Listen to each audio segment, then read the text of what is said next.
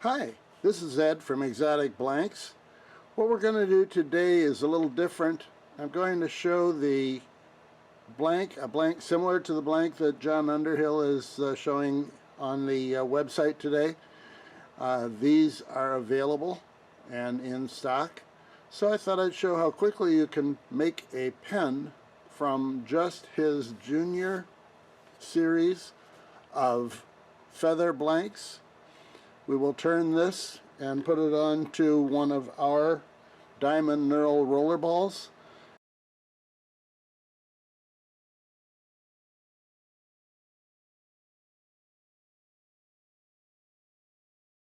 And I should have this all finished in relatively short order. So let's get started and see how this works out.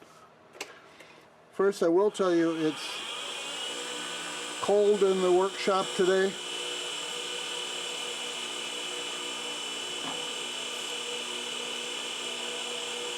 .45 degrees in here, and if I was telling anybody don't turn in this kind of cold when you're trying to do plastic, that would be good advice. But I'm going to try it, and I think I'll be alright.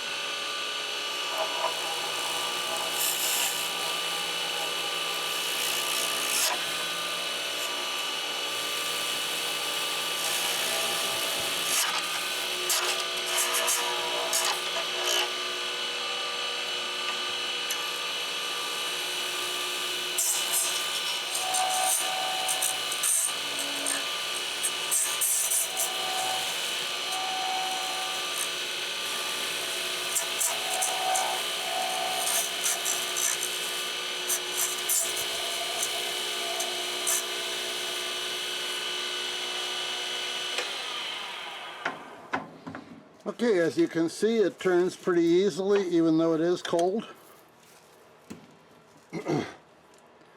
And for those of you who have not seen me turn before, I don't face the blanks when I start out. That's why I've turned that to a little proud of the bushings, and then I will face it on the lathe with sandpaper and then finish it up. So we do both halves though, so that we only have to mount the sandpaper once.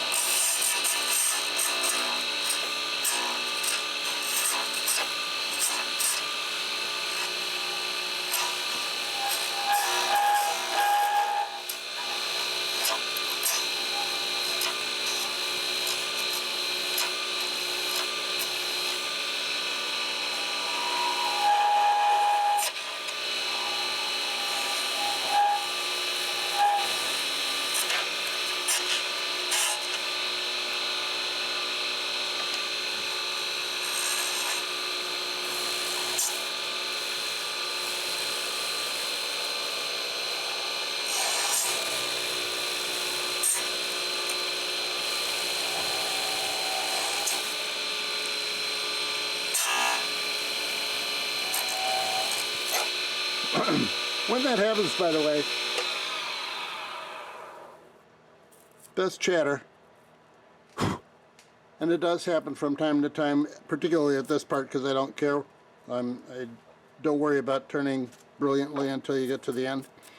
But that's what chatter looks like, and yes, it'll take a couple seconds to clean it up. But we got plenty left on there. As you hear the tool go across it, it'll make a noise.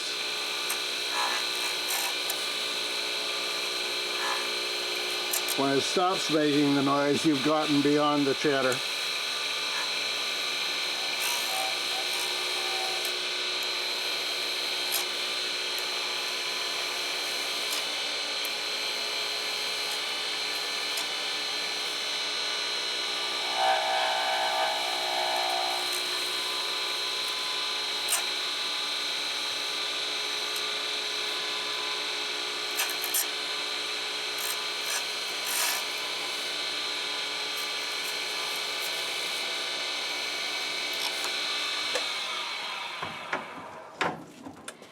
There, now the chatter's all gone, and it's time to face both pieces. Now we have it set up for facing. This is the sandpaper block, and this is a punch. And we're going to just turn this on and turn the speedway down. Like that.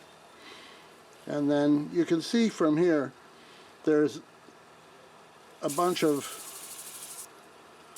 clear plastic or clear resin beyond the tube, and we're just going to take that down to the tube.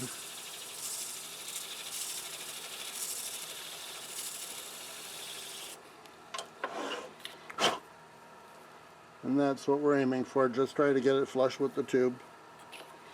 Same thing on the other end.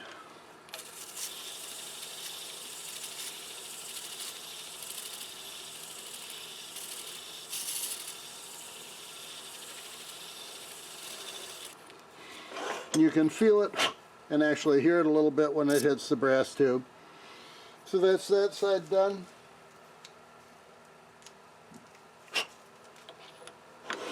Now we'll do the body of the pen the same way.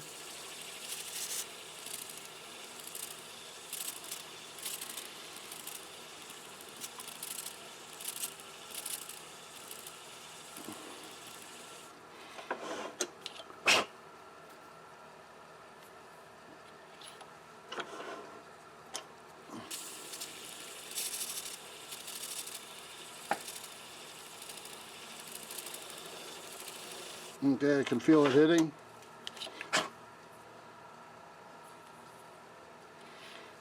And last.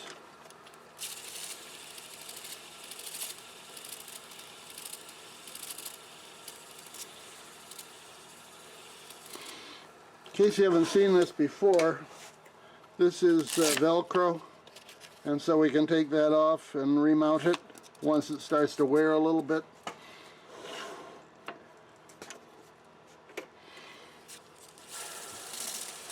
And fresh sandpaper will take that down faster than used sandpaper. How's that for an insight? Okay. And there we go. Now the four sides are all faced. This comes off and we go back to turning. Okay, now remember this is a junior pen with 10.5 and 12.5 millimeter holes, so it does matter which one is where. This is the fatter of the two bushings because I want that to be the nib, because when it goes together at the center band I want that section to line up with the body, so the pattern lines up. So now we'll go back to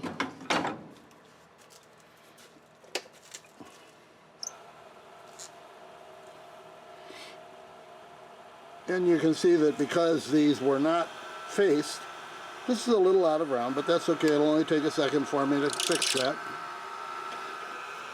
First I have to get the thing in tight so it turns right.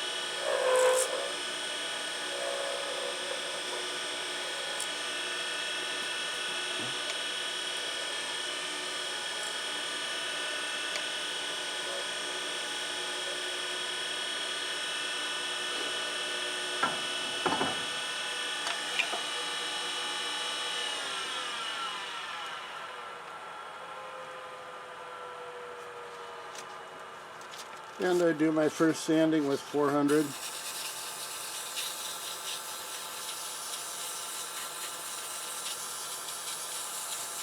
Again, when you do your sanding, your first sanding is the most important one, because this is when you get the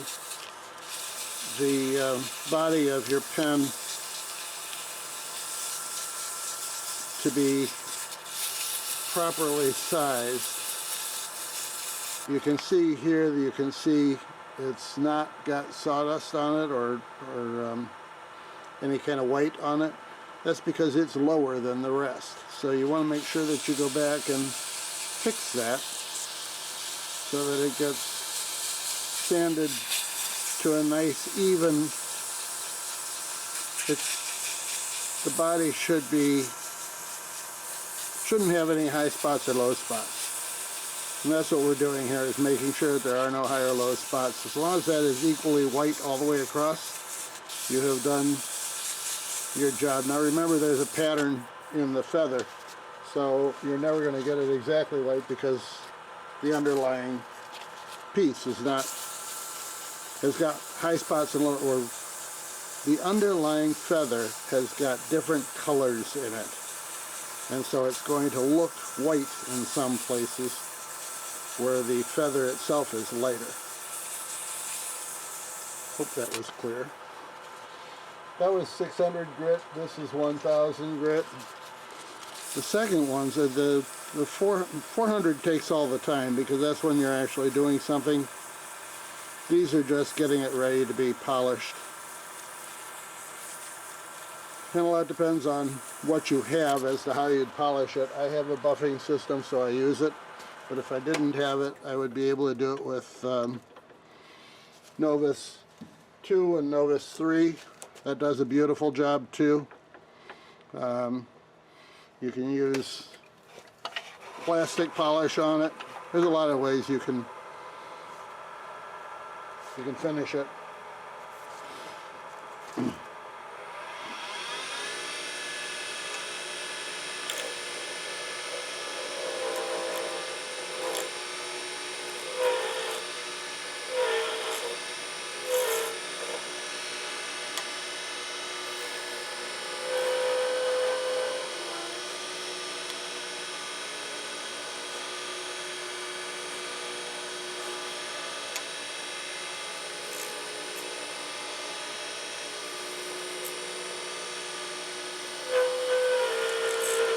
Now the cap is, of course, same diameter at both ends, so I try to make that a relatively straight piece. There's a little bit of a contour to the center, particularly on blanks like this that are clear, because that will act as a magnifier and make the pen look better when it's. You can see that one was pretty flat. You don't see any high spots or low spots when I did the original sanding.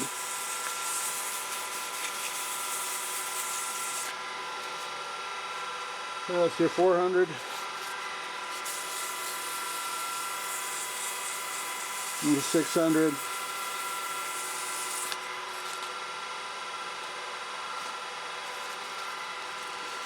And the 1000.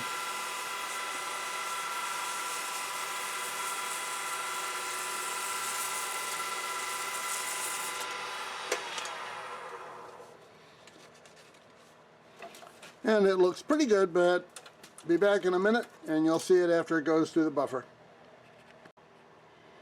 And here's a quick view of it after it came off the buffer. Obviously we'll show you the pen when it's finished here, which won't be long. But as you can see, there's a pretty nice shine line in spite of the fact that I don't have direct light on anything in here. Okay, so that's what it looks like. Now we'll put it together, assemble it, and make it a pen.